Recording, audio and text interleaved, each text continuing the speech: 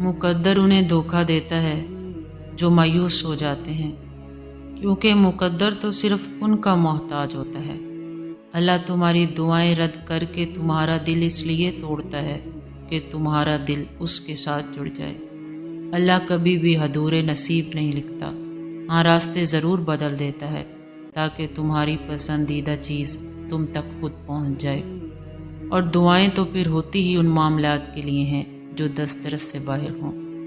ये बात दुरुस्त है कि नसीब के कुन के साथ नहीं लड़ सकते, लेकिन नसीब को बदलने का हक अल्लाह ने सिर्फ हमें दिया है। तो फिर मायूस क्यों होते हो सकता है कि जिन दुआओं पर तुमने हाथ उठाना ही छोड़ दिया हो, अल्लाह ने उन्हीं दुआओं पर कुन फरमा दिया हो।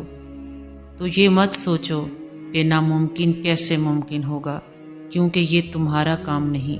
तुम अपना काम करो और अल्लाह तो अपना काम कर ही रहा है, और अल्लाह तो अपना काम कर ही रहा है। मज़हब और इंसान के बारे में जानने के लिए इस चैनल को सब्सक्राइब ज़रूर कीजिएगा।